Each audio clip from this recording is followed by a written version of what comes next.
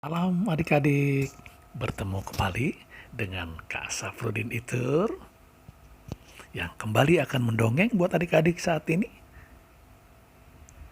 dengan dongeng Anggi Putra Pelangi sebagai penyelamat bumi. Ya, di suatu tempat di kota besar di Indonesia tiba-tiba terjadi perompakan yang besar-besaran. Kelompok-perompak itu menggunakan mobil. Ada 3 buah mobil adik-adik. Satu buah mobilnya ada yang 3 orang, ada yang 5 orang, ada yang 4 orang. Jadi jumlahnya berapa adik-adik? 3 tambah 4, 7. 7 tambah 5 berarti, ya benar, 12 orang perompak dengan 3 mobil. Tujuan yang dirampoknya adalah toko emas yang sangat besar di kota itu. Memang persiapan-persiapan mereka sudah cukup lama. Karena toko emas itu sudah diincar oleh kelompok itu berhari-hari, bahkan berbulan-bulan. Mereka sudah memperhitungkan, mereka sudah memperkirakan bahwa mereka kapan harus datang, kapan harus dilakukan, tepatnya seperti apa, lalu kapan orang di dalam itu banyak, dan kapan orang-orang pengunjung di dalam toko emas itu sedikit, dan kapan semua barang emas-emas dikeluarkan oleh pemilik toko emas di meja kacanya, kapan saat disimpan, dia sudah kaji betul-betul itu. Nah, saat hari ini dia berangkat untuk merampok pada jam yang sudah mereka tentukan, sudah mereka ketahui. Bahwasanya saat itu emas-emas di toko itu sudah dikeluarkan semua masuk ke dalam kaca-kaca, meja-meja kaca emas yang tersusun di sana. Dan jam-jam tertentu pengunjungnya juga berkurang. Dan saat-saat itu kadang-kadang para petugasnya juga sedikit agak lengah menjaga semuanya. Gitu. Sudah begitu, mereka datang, 3 mobil. Di antara mereka seolah-olah menghalangi depan toko supaya tidak terlihat dengan 3 mobil berjejer, berbanjar begitu depan toko. Tidak terlihat dari seberang. Baru mereka bertindak. Beberapa orang tinggal di sekitar mobil, terutama sopirnya yang mobilnya selalu siap untuk berangkat. Gitu. Dibuka pintu sopir-sopirnya masing-masing karena mereka berada di luar sambil menjaga orang-orang yang dianggap mereka berbahaya. Akan mereka kabarkan kepada teman-teman yang sedang bertugas di dalam. Mereka langsung masuk, ada 5, 6, 7 orang yang masuk ke dalam toko, kemudian menodongkan berbagai senjata. Ada yang menggunakan parang, ada yang menggunakan celurit, ada yang menggunakan pisau badik, ada yang menggunakan senjata api. Diancamkan kepada beberapa orang. Akhirnya petugas-petugas toko, termasuk pengunjung, tidak bisa berbuat apa-apa. Mereka terdiam, kaku, tak berdaya, karena ngeri melihat perompak-perompak yang masuk itu. Mereka ada yang pakai topeng adik-adik. Kemudian mereka pakai masker yang tertutup di kepala dan tertutup di sini. Akhirnya yang kelihatan hanya mata mereka. Mereka masing-masing dengan tugasnya di dalam, sudah aman di dalam. Mereka pecahkan semua kaca-kaca yang terkunci. Baru mereka ambil emas-emasnya. Bagi yang kaca-kaca yang tidak terkunci, gitu ya, yang bagian dalam tidak terkunci, mereka langsung buka dari dalam dan mereka ambil emas-emas itu semua di dalam kaca-kaca itu. Yang terkunci mereka pecahkan, karena ada yang masih terkunci. Yang terkunci kenapa? Karena memang di tempat itu belum ada penawaran dari pembeli, otomatis tidak dibuka kuncinya, terkunci. Yang sudah ada penawaran dengan pembeli berarti sudah terbuka kuncinya. Berarti mudah, mereka tinggal menggeserkan kaca bagian belakang begitu. Mereka tinggal meraup semua emas, dimasukkan ke kantong-kantong mereka. Tidak sampai setengah jam adik-adik, semua emas di dalam toko itu yang ada di dalam kaca-kaca semua dilibas oleh mereka dan diambil oleh mereka. Kemudian Mereka ancam lagi semua yang ada di toko, kemudian para petugas toko, jangan ada yang teriak, jangan ada yang teriak. Kalau teriak akan kami tembak dan akan kami lemparkan granat ini kepada kalian. Karena mereka membawa sebuah granat juga adik-adik. Entah itu ancaman, entah itu pura-pura, atau betul-betul akan diledakan, masih tidak pasti. Tapi yang nyata, semua ketakutan dan tidak berani berbuat apa-apa. Kemudian mereka keluar, cepat berlari, cepatnya keluar, dan naik ke dalam mobil. Supir sudah siap di dalam. Langsung mereka berangkat. Barulah setelah mobil pergi, sibuk, semua baru sadar, semuanya tersadar begitu, baru berteriak, tolong, tolong, tolong, perampok, perampok, perampok, tolong, tolong. Semua berteriak. Bahkan orang-orang yang berbelanja itu pun ketakutan dan berteriak. Minta tolong. Sebagian lagi menelpon, menghubungi kantor polisi untuk minta segera dibantu, diamankan, dan ditangkap perompaknya. Tetapi apa lajur? Karena mereka sudah jauh pergi, di sini masih berhamburan dan sebagainya. Kemudian yang paling bikin kacau lagi adalah orang-orang yang nonton berdatangan, berjubel di muka toko itu. Akhirnya membuat pihak kepolisian ketika datang menjadi sulit. Lambat mereka karena harus menyingkirkan orang-orang itu dulu, kemudian menjauhkan mereka, jangan terlalu mendekat karena nanti mengganggu sidik jari dan sebagainya yang di sekitar perompokan. Akhirnya tidak sempat mengejar kemana si perampok. Tetapi apa yang terjadi? Rupa-rupanya Anggi putra pelangi yang berada sedang santai di pelangi mendengar teriakan orang-orang di tempat itu. Tolong, tolong, tolong, tolong. Saat mendengar teriakan itu, Anggi mendengar, kok ada di bumi yang meminta tolong? Ada apa ini? Langsunglah Anggi putra pelangi terbang turun, mencari kemana tempat suara terdengar minta tolong itu. Oh, ternyata mereka di sana. Anggi putra pelangi dari kejauhan mendengar perampokan menggunakan 3 mobil. Mobilnya sudah berangkat ke arah sana. Nah, Anggi tanpa diperintah, tanpa apa, langsung menuju ke arah kemana mobil-mobil itu pergi, mobil perampok itu. Karena Anggi berada di atas, di udara, terbang, maka lebih mudahlah melihat kejadian di bawah.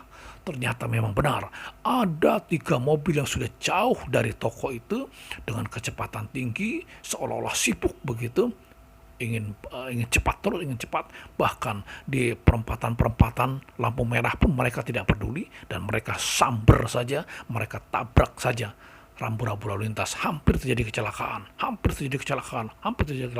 tapi mereka tetap tidak peduli. Orang-orang di sekitar yang kaget melihat itu teriak, wah ini apa ini, kok ada orang menabrak rambu-rambu lalu lintas, tidak sopan gitu ya. Terus pergi. Nah, kecurigaan Anggi terhadap 3 mobil ini benar. Karena dia semakin cepat. Akhirnya bagaimana akalnya Anggi putra pelangi untuk menahan ketiga mobil itu agar berhenti? Karena dia laju sekali. Oh, terpikir oleh Anggi, aku harus mengambil sebuah kayu yang panjang untuk menghalangi mobil mereka.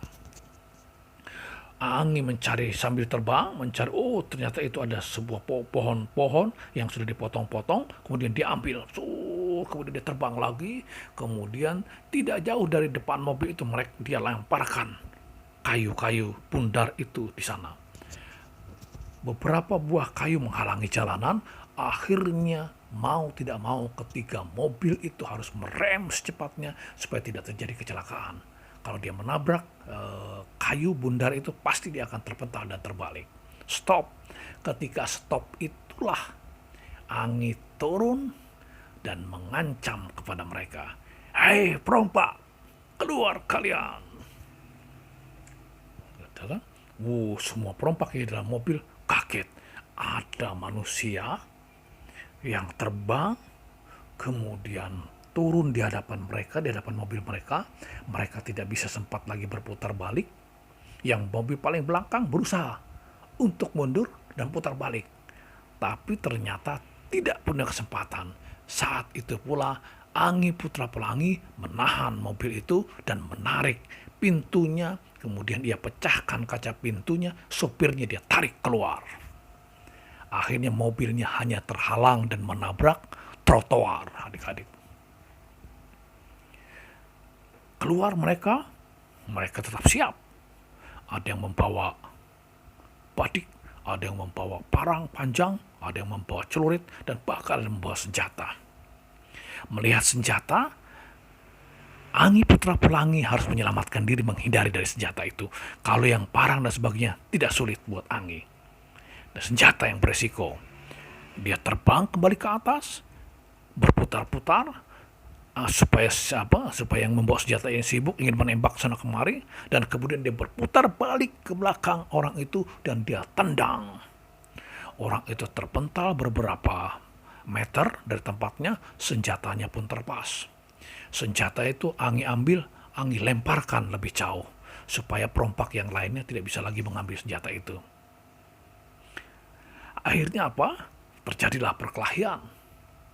Karena yang lainnya ada berjumlah 12 orang keluar semua dari dalam mobil termasuk supirnya, ingin menghantam dan menghabisi Anggi Putra Pelangi. Pertarungan sangat seru, adik-adik. Anggi Putra Pelangi pun hampir merasa kelelahan karena melawan terlalu banyak orang itu. Dan mereka sangat marah dan sangat siap untuk menghabisi siapapun yang berusaha untuk menghalangi pekerjaan mereka sebagai perompak itu. Tapi apa lajur? Nasib mereka pun malang. 12 orang itu ada yang terpental sangkut di atas pohon. Ada yang dipukul dan terpental ke dalam trotoar. Ada yang dipukul Anggi terpental ke dalam jurang. Dan di dalam jurang itu ada parit dan airnya sangat kotor. Ada yang Anggi Putra Pelangi tangkap berdua dan ia benturkan kepalanya berdua. Pak! Pecah kepalanya. Masih lagi yang lain melawan. Anggi hantam lagi. Anggi tendang, kemudian Anggi pukul. Ada yang terseruduk dan masuk ke bawah mobil. Ternyata bukan hanya satu orang yang masuk ke bawah mobil. 2, 3 orang. Begitu dia ingin bangun, terhantam kepalanya ke atas mobilnya. Akhirnya pingsan dengan sendirinya. 1, 2, 3 terlempar, 4 terlempar, 5 terlempar, 6 terlempar, 7 terlempar, 2, 3 orang termasuk terlempar ke bawah mobil.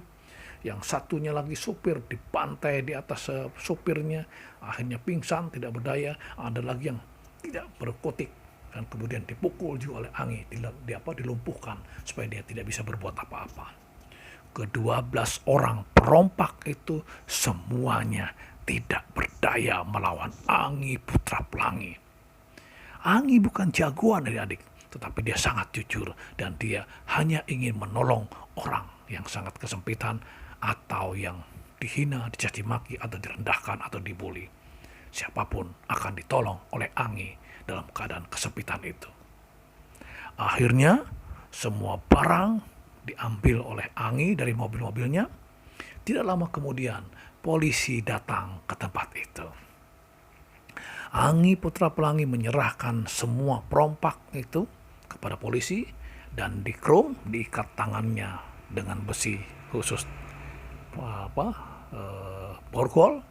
Kemudian barang dan harta yang diambil, emas-emasnya yang masuk ke dalam kantong-kantong mereka diserahkan Anggi semua kepada pihak polisi. Dan Anggi katakan, Pak Polisi, silahkan dicari lagi di dalam mobil itu. Mungkin ada yang tersisa, ada yang terhambur-hambur di dalam itu. Baik, kata polisi. Nah, Bapak-bapak polisi, saya mohon maaf dan saya akan pamit kembali ke negeri saya di Pelangi. Oh iya Anggi, Anggi Putra Pelangi, hebat.